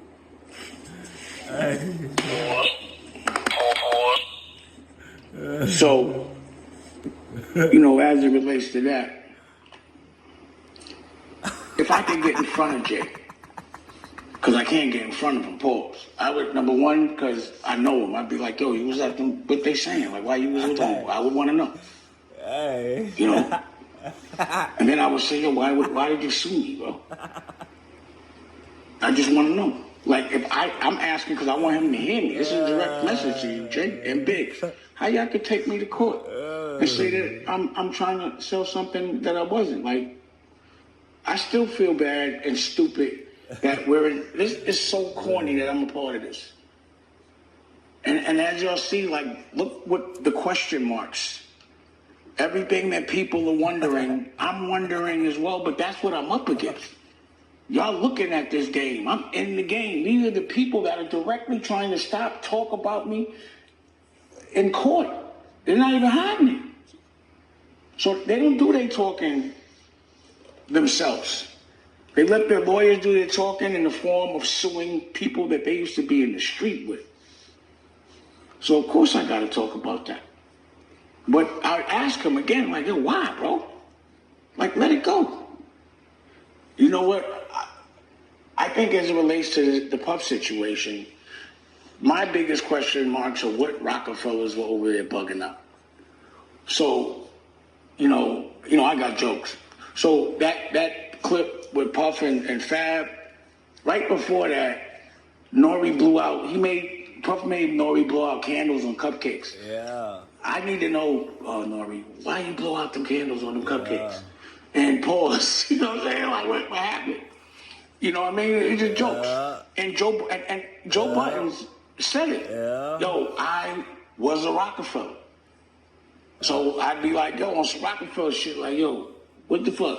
And I heard you already say, so I'm human. And I got jokes. Man, nigga, so you know I'm going to be like, pause. Why you was over there? Pause. You knew about that shit? Pause. You were still at the party? Pause. You went back. Why did you go back? Don't even tell me who was in there. You know what I'm saying? What's like real and what ain't fake. People know what's real and what ain't fake. Me and Kev Lyles were cool, even though I didn't really like the way he represented another culture the way, and, you know, to me, I feel like they've served up our culture as well, time after time again. But I would ask him, like, yo, why you quit the day up? What's going on over at Warner? You know, I'm not going to be like I'm not going to act like I'm not curious. You know what I'm saying? Like, I haven't heard Nori talk about this shit. But Nori, remember, when you first started your show, I was like, yo, come be on Dame Dash Studios. This every morning, man. But now it's American New. The whole different family owned we put environment. up numbers, nigga, every morning. You know what I'm saying? These would be questions I would ask. That nigga crazy. Period. And I hope that the people that are in that hemisphere, if you're not asking those questions, you corny. Hey, we talking about that's not really your friend. Time. If there's an elephant in the room and you can't address it, then how is that your friend and how are you not a yes man? This yes man syndrome of looking at someone do something wrong and never asking a question, you got to look in the mirror and say you're a yes man. You're a yes man.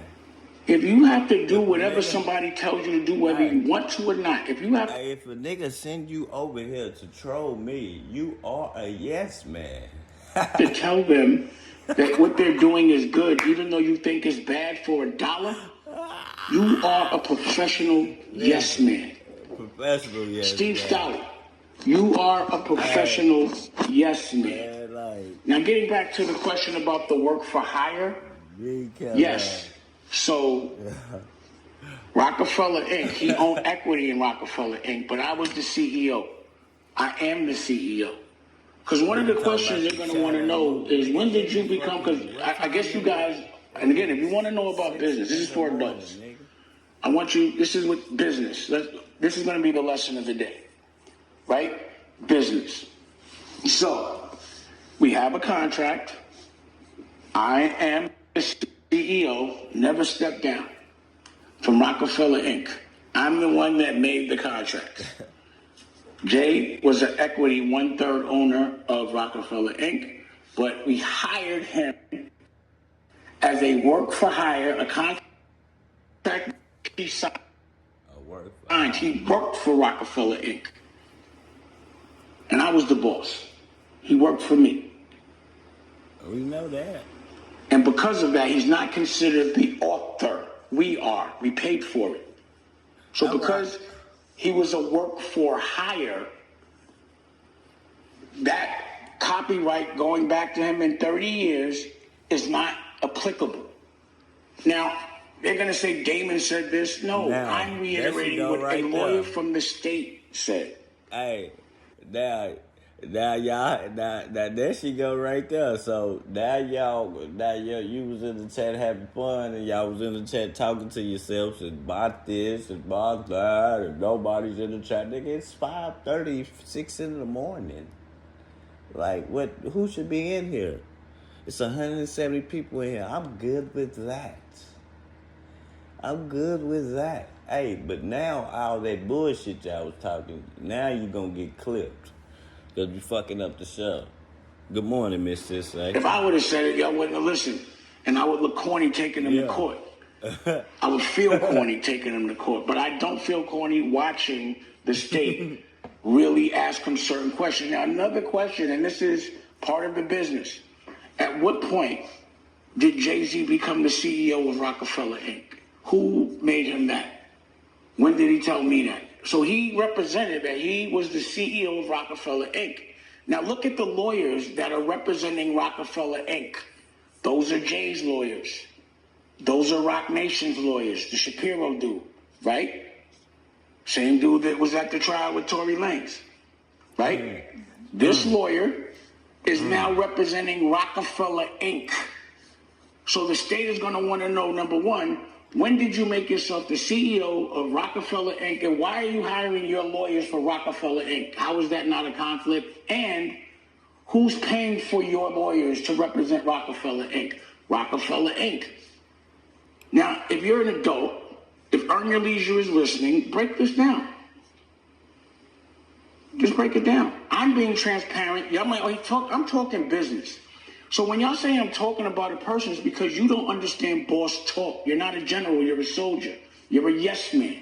But if you're a boss, you're going to break this down and see if it's logical. And then you're going to come up with your own analysis. You don't go by a headline. You go by the logic. You don't go by what other people's energy is, especially when they're not as smart as you. That's the reason why I feel I'm different, because I don't listen to what I hear. I listen to what I know. I'm going to go do the research. So when somebody says, yo, I'm going to give you $1 million, Leo, tried to give Jay-Z and I $1 million as a record deal where they own the master and we now got a percentage of it as a royalty. And tell me that's a great deal. Leo said that was a great deal. This is the best deal you ever going to get. I didn't listen to that. Jay was excited. I had to argue with Jay over this.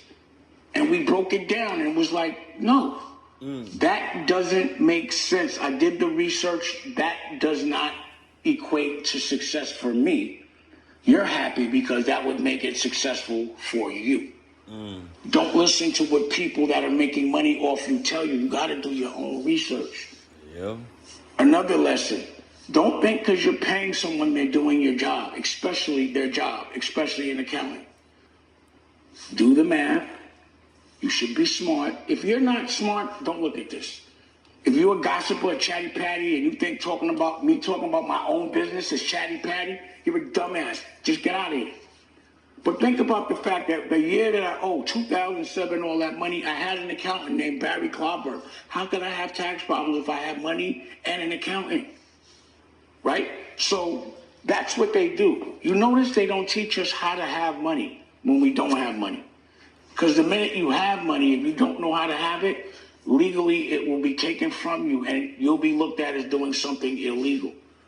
So I'm not going to say I was a victim because I'm too arrogant and cocky for that. Pause.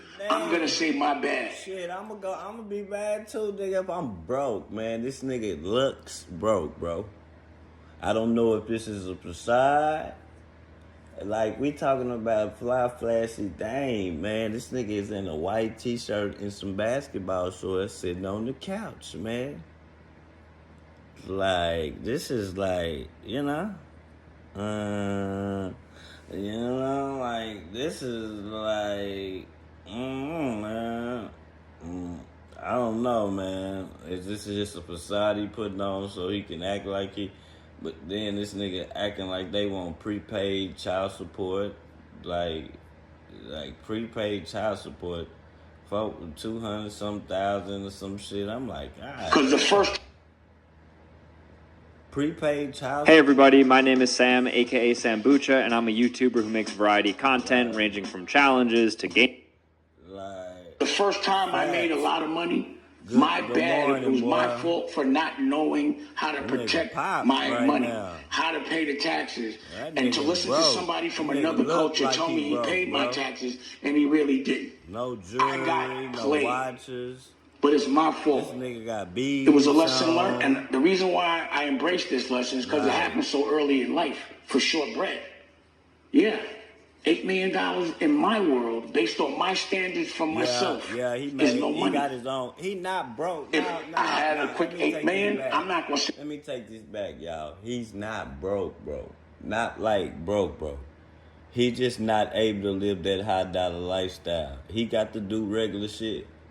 He got to pull up at the grocery store. I was saying this earlier.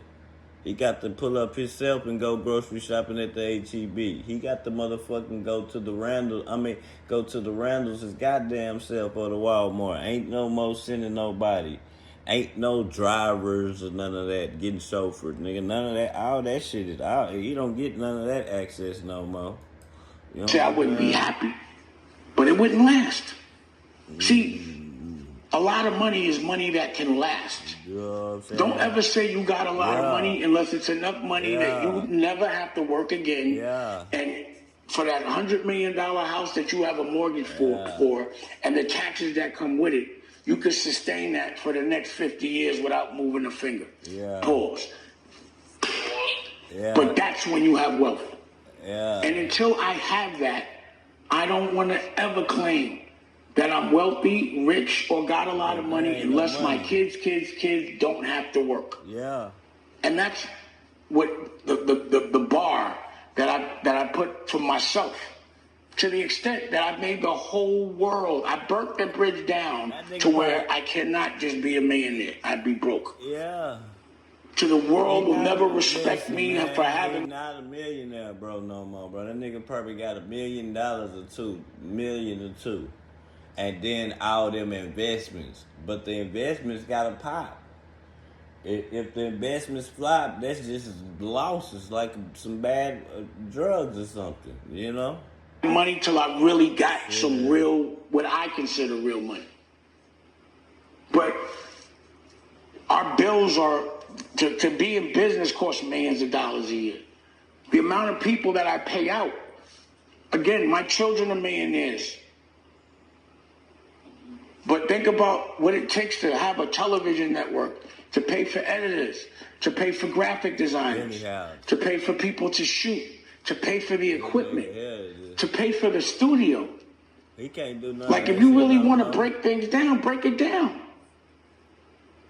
But if you look at business, if a company is $100 million company, but it owes $110 million a year, they're $10 million short. They're a big company, but they got $10 million worth of debt. There's no debt on America New, my family's company. So if you're smart, you're following that. There is no mortgage that I have to pay or that my family has to pay. If let's say you have a mortgage for a company that you got a loan for and you can't pay, again, listen to the words. You break covenants and then they take control of your company and then they sell your shit or they go bankrupt. That's crazy. I didn't even know that. I know they're going to try to distract you. And that's, again, why I was disappointed with 50, because he went back to jokes. I thought that he would go into the business of television network and media and really break that down. But I guess he's not that Huckleberry. I know Steve Stout's not that Huckleberry. He's dumb. He's an idea stealer. He's not creative. Steve, making albums. Just do anything creative. Direct a movie. I can drop an album, a clothing line, a movie, a magazine, and be the designer. Like, you would have to hire people. I design myself. You would have to get someone to do it and then say you did it. That's not what I do. When I say I directed a movie, I don't just, what they said in the lawsuit, and be clear, I didn't lose for copyright infringement. It was like 40 grand for that. The defamation was where I lost. Defamation, not because of anything else. But what they said was I was a celebrity director, that I was just meant to show up. Everybody knows I make the music in the movie. I make the clothes in the movie. I edit the movie with the editor. Yeah. I do all of the location scouting. I'm a real director. When I make clothes, I source fabric. I'm there when they make the pattern and the sample. I go and try to source the factories. I do all of that. I'm savvy in those languages. When it comes to a network, I can understand the ad tech. But I'm going to tell you something. He don't got enough money to where he don't got to use his own money. You get what I'm saying? He don't have enough money to where the big companies that have faith in him, in his ideas. That makes sense to y'all? Rich people, like I said yesterday, rich people don't use their own money. They take these big ideas to these lenders, and the lenders be like, oh, shit, if you become a millionaire off of it, I'll give you a loan, and then I'll become a trillionaire off of it. You know what I'm saying? That's what it is. He don't got enough. He got money to where he got to put his own money and gamble and hope that it pop because he a hustler, you know, and if it don't, it just might not, you know? You know, shout out to my man Prophecy and his whole crew. Like you know, it's a big deal. I can tell you how to put a grid together to make a fast channel. You just fly. We do though. I speak those languages. So when y'all interview Steve Stout, back to this dumbass because he's been triggering me saying my name for somebody else like a fucking fat-faced yes man. Ask him, what exactly is the business? How did you raise the money? Whose money are you using? How much of it do you own? Do you have a service debt? Rashad, speak that language. About the who money. My teeth almost popped out. Can I really get a laptop for just $1 down? Can I really get a camera for $1 down? A PlayStation for $1 down? Remember I told y'all it can happen. I'm going to New York. I remember I told y'all that it's about who money you using, nigga. Them people don't be using their own money. That's what I'm telling y'all about them goddamn Diddy parties, man. It's like, but trust me, the lender is not giving you something to help you. The lender it all boils down to the person who lending you the money is gonna help them the most, nigga. Who, you get what I'm saying? Bro, there's a lot of that shit going on, bro. You don't gotta use I got an idea on a sneaker. I think it's a sneaker like a tennis shoe. I think it could sell. My name Jay-Z. I'm just insinuating. My nigga, them people will give you money to put that shit out, man, if they got faith in you. You know what I'm saying? If they got faith in you. You know what I'm saying? But, like, he don't got enough money. But also, for them to lend, if it flop or something don't go right, you also got to have the money put up in case some type of legal issue happens to where something happened where you don't want to pay or something. he don't got that kind of money. You get what I'm saying? He don't got that kind of money. They don't trust To They ain't gonna. they were like, yo, They can't go to these people and say, "Let me borrow $10 million right now." They gonna be like, "What you gonna get? If we loan you $10 million right now, what you gonna get? How you gonna pay us back?" He can't tell you for sure. You don't have to. We could do the implants with maybe fix it without them being so intrusive. So I'm going to get that done. Also, that was the lesson. But on another note, I'm excited because on Saturday, I don't know if this will be out by then, but as a network, America New is broadcasting pay-per-view, our first boxing event, Shane Mosley fight, and I'm gonna be reffing. And it was funny because Damon looked after. Broke, man. Y'all gotta understand, dog. But this nigga had $100 million though. Like $100 million or more. He used to have $100 million, bro. He ran the #1 record company, bro. Dog, they had some of the #1 hood movies there was. Like, they got movies that they show on USA right now. They still show state property everywhere. Bro, they had movies, like, dog, they had some money, dog. It was some money that they were making to just go down to this. Like, yeah. I don't even think he's staying in no mansion, bro. I'm just being honest with y'all, bro. I don't think he stays in no mansion. Like, I don't think so. I think he's just living a regular lifestyle. If you have to get up and drive your car, he not living the way he was living. Jay ain't driving shit. I bet you this, nigga. Jay-Z can't tell you the last time he touched the motherfucking car steering wheel. He ain't driving shit. That nigga chauffeured around like the president every fucking day, bro. Like, this nigga Dame Dash is in a white t-shirt. We talking about this nigga used to be in Gucci, some of the best clothes, even wearing his own shit. He was still fresh than a motherfucker. Man, my nigga look like he going through it, man. Everything he talk, this how you know he going through it, because all the talks is about money, man. That's all he talking about is money. Every time he on the camera, it's business. Like, where he fucked up at, and I be looking at it as he saying where he fucked up at. He talking about how people fucked him over and shit, but it's also where you fucked up at, and if he could go back, you know what I'm saying?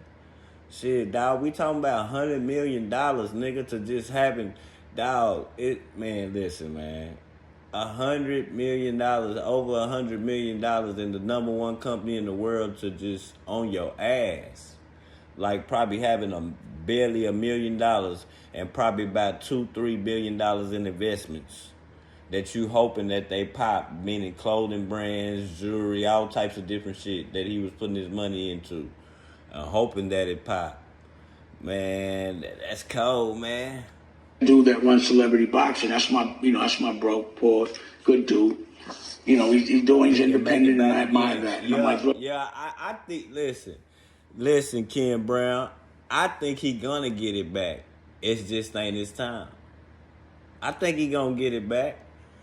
He gonna get it back, but it ain't gonna be off no rap or nothing. He gonna get it back off something else, like something. We gonna be like Dame Dash grocery stores or something. Watch in the end or some shit like that. Watch this, but I know it ain't gonna be Dame Dash grocery store because he's so embedded with hip hop, the art, and you gotta appreciate that, bro. I mean, or is it? On the flip side, could it be that he just broke down all the way down to the motherfucking what's the name? So now it's the love of the music, you know what I'm saying? Like, shit crazy with him, man. I don't know. Bro, you can't be having me looking like I'm reffing. How come he the only one don't got no money from them times, bro? Master P got money. Jay-Z got money. Who the people out from them times? Herb Gotti them, they still got money. Like, all the big people who own Jay Prince, he still got money. All the big companies, the people who was, if they free and alive, they all still rich. This nigga Pop, He said, my pain is going to be investments and possibly real estate. I think that's what, if a nigga really be trying to get back like they say they is, but then you got to think about this, Ken Brown. That little money that they got where they staying in New York, that shit sky high. So nigga really don't even got enough money to even really be buying properties, bro. You gotta make sure that the investment pop. You like if it don't, you know, you gotta understand clothing brands and shit. That's simple shit that you can like. That's some shit you can put a little bitty bag into, and they can create you a big bag.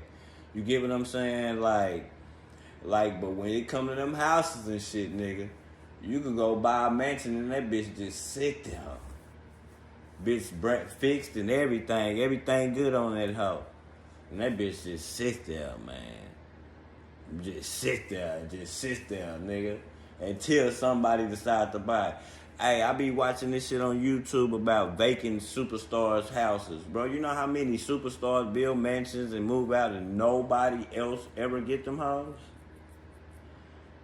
And they say it's partly because when a person build a house, they build it for what they want. You get what I'm saying? So why would I want to stay in it? Like it's like buying a car. Like, you know how people slab out cars? Why would I buy a car that's already slabbed out? Man, the person fixed it up the way that they want it. I know it's clean, but I'm going to feel better once I fix it up the way that I want it. You know what I'm talking about? But, yeah, man. It's just Zane, his money. People think he mad. I mean, yeah, he got a right to be mad. Man, listen. This was his homeboy. We talking about scratch the I'm the owner, you the rapper shit, nigga. Nigga, I seen the dream and I seen the concept of it, nigga, so I put forth the money. There is no way that him and Jay should be arguing like this, bro. Even after 20, we talking about over 20 years. 20 years. 20 years, like. And business, you can buy a business and rebrand it, yeah? Because that's what they try to do with Rockefeller. He bought it and rebranded that shit to something totally different, a whole bunch of other shit, you know? But sometimes you can buy a business and it fails. You don't remember Pro Kids? You don't remember Pro Kids, the tennis shoes? He brought that and he tried to rebrand it. And you know, like it looked like it was about to pop. You know, when the State Property movie was out and the clothing brand was out, bro. It's just, to me, the only people that was doing good from back then, from them State Property days, is Jay. It's Jay. But only people that's doing good the system days is Jay, fool. Now, you know how much money them boys had, bro? Well, Cameron, but that's because, see, that's how you know the difference between Cameron. Cameron is the hustler in the streets for real. So that nigga won't be denied.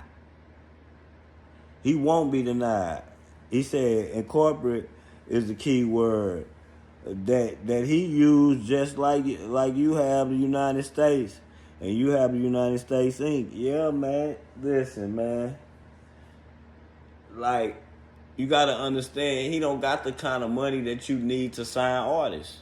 You got to understand when, okay, just say he trying to sign artists right now. He trying to sign an artist. That's studio time. He can't go in the bank and get an artist studio time without having problems. That's what I'm trying to explain to y'all. He can't do all the things, go put the artist on tour. A lot of that shit be money fronted up front.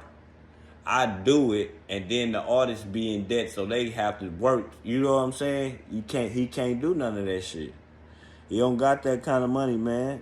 Like he got the kind of money where if you make one wrong move, you could really, really, really, really pop yourself. Like, pop the shit out of yourself. Nigga, where you'll be outside homeless like a motherfucker. But you know, they auctioned out that shit at Rockefeller, so He got a little bit of money, but he won't see the money until the child support people gonna touch the money before he get it. That's what's crazy. You know? And then he said, he was complaining, like he said some other phrase of, just cause you pay people to do a job don't mean they gonna do it. You should already know that. That nigga said he had what he was basically trying to say, he had accountants and shit, and them people wasn't doing what them people be stealing, man. Them people don't be, man, like, you can't trust that shit, man. That's why most people who had the people handling their money be their family, but then sometimes that shit can burn your ass too.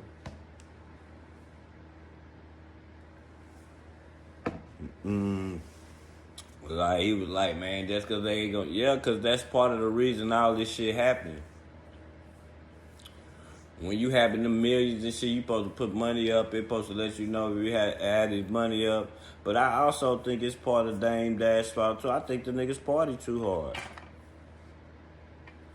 I think when they were balling, they partied. They thought it was gonna be forever.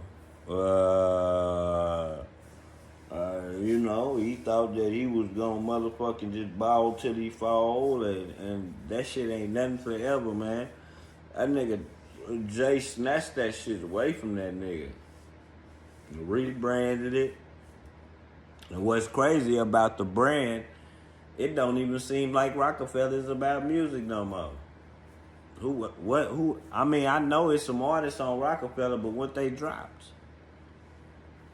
What have they dropped? Like, it's just like that nigga took over that shit to just do some bullshit. I always watch your own money, man. If you lose money, it's your fault. If they lose money, it's your fault for putting them in position to be able to lose your money, man. Listen, man. You definitely right, Lord knows, man. It's just no way that I can just trust a nigga with $30 million or $100 million. I'm just gonna trust them. Cause ain't the accountants, them the people you use to pay people for your bills and shit and all type of shit. My nigga, you're not gonna ever be able to just dip in my shit like that. I'm just not, nah, man, there ain't no way. If I had that kind of money, man, I'm gonna be watching my motherfucking cell phone at all times, nigga. For real. Right. And it's just that now. It's nothing, though. Now these niggas don't got nothing. These niggas down bad, for real, bro, compared to when you see these little bitty rappers, bro, how much money these little rappers making now, nigga. Bro, that nigga Dame Dash pop. You got niggas like, just say Moneybag Yo or something. Them niggas make like 150,000 over a weekend. Maybe more than that. Like, just Friday, Saturday, and Sunday doing shows. These little rappers doing 75, nigga. Like, they running up to an M like it ain't shit. Like, you get what I'm saying? Hey, them little niggas going and buying jewelry. Them niggas will do about 20 shows and go to the jewelry store. I swear. It's dumb shit. Shit, I'm not even trusting my mama with my money either, man. You crazy? I'm in control of this, man. I made this shit. I have to be in control of this, nigga. Ain't nobody, I don't even want nobody touching my money, nigga. Not even my girl, nigga. I don't need you to help me count nothing. I got this. I got it. I got this, nigga. It's for real, nigga. Yeah. You say Amazon do it all the time. Buy you out so you can't do shit. Hey, that's what they did, fool. And then it's like they block you out for a rebound. You know how like you getting a rebound on the basketball court? Everybody bigger than you, nigga. You don't never get to see the ball. I'm telling you. That's what they did to that nigga. They blocked that nigga ass out, nigga. Y'all, That's the definition of blackball to the. I'm telling you, fool. And then on top of that, the children, like when you don't got the kind of money you used to have where you could just pay that child support, that shit just puts you in a deeper hole. All that nigga talk about is money, money, money, money. Well, really business, business, business, and his mistakes. But what I like about him though is that he don't trip. He don't trip on his mistakes. Like he tell you he fucked up. Like he showing you where he fucked up at.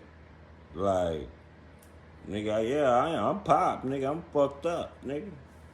I'm not like them, like Kanye's or nothing. Yeah, he could go probably borrow some money from Kanye. But you gotta understand, Kanye ain't a part of the Get Along gang either. They tripping with him. They want to snatch deals away from him and shit, nigga. Y'all gotta understand, man, them strong-minded motherfuckers, man, nah, they fucking over me if you don't follow suit, man. 2 accounts, 1 handle business, the other 2, he said, hold on, let me go up. He said, the other 2, the other one, the work you learn, the counsel, and the follow up, man. Dog, you got to have your shit on, man. I'm checking, fool. Anything can happen, bro. They got hackers, bro. We talking about, nigga, I got $100 million, bro. Nigga, I'm checking this shit. This ain't no motherfucking GTA, no video game, nigga, where the money, you know it's gonna be there every time we turn the game on. Nobody can't steal it or nothing. Nigga, we talking about it real life, nigga. Nigga, that's life-changing money. Life-changing money. Shit, please. Life-changing money. I be good goddamn, man. I be good goddamn. Get wisdom from your mistakes. And he's so dope, he passing game. So he don't have to make the mistakes. Yeah, I say that too. He was too ignorant. Nah, but Miss Sis say they all lives. You want to know what it be? It be people who don't have nothing. I think a lot of people who ain't never had shit, they be ignorant with that shit. People who never had money would be ignorant with that shit. I done did it. I done did the shit. We talk about I got $5,000 worth of music in the car. We talking about $5,000 worth of music and speakers and I got motherfucking 3 lithium batteries, a big alternator, you know, like, nigga, I was spending money on shit, nigga, just buying dumb shit just to have it, just so I can have it and I feel good that I got it. It's like a toy that you don't even play with. I do it too, fool. I do it all the time, bro. But it's levels to the shit with me. I ain't going and buying no Gucci or none of that shit. I buy shit that's in the mall. If it ain't in the mall, a Foot Locker, nigga, I don't give a fuck about that shit. I said before, before he made fun of 50 about making 1 million. Yeah, nigga, that nigga Pop, 50 own shit now, but don't get it twisted. Listen, man. Listen. It's only one real nigga left over that got real money out there like that ain't in trouble. And it's 50 Cent. So while 50 Cent steady, you know, laughing in people's face, he better be on the lookout that they won't try to take him down next. It may not be no sexual assault or nothing like that. It could be just something else, something crazy, anything, you know? You know the type of shit they come up with.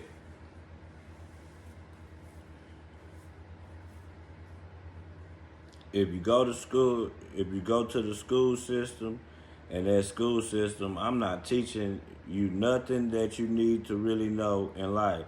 Yeah, to get above, you need to really know in life, you already set failure, yeah?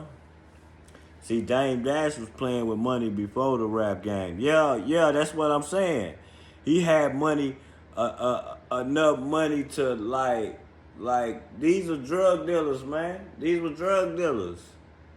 Like, you know, like, so that's why I say, but that's part of the reason, Lord knows why I say that he'll come out the hole. Because a hustler can come out, but also I think they knock the fight out of him. You know how, like, I don't see Dame Dash grinding hard like he used to me. That nigga used to grind hard than a bitch. I'm talking about with this legal shit. It's like they knocking the fight out the nigga beard going white. You know what I'm saying? They knocking the fight out my nigga, man. You know what I'm saying? That nigga was playing with money before the rap. He signed Jay-Z. That nigga used his own money. See, that's what's killing him about the situation. I know what he trying to do. He trying to... It's cool to sell it. I'm not tripping on selling it. But with the trouble, the legal trouble that he in, the little money that they trying to give him for it, he gonna have to pay them because they get the money first and he ain't gonna have shit. He gonna be right back where he at right now. You know? Nigga gonna be right back where he at right now. You know? Right back where he at right now. Nothing. And then you gave something up major for nothing. Yeah, man, that's some ill shit, y'all. Yeah. But I've been in here 2 hours, man. I'm about to get the hell up out of here, man. Fix me some breakfast. Feed my motherfucking lizard. And I got shit to do. Salute, y'all. I'm gone.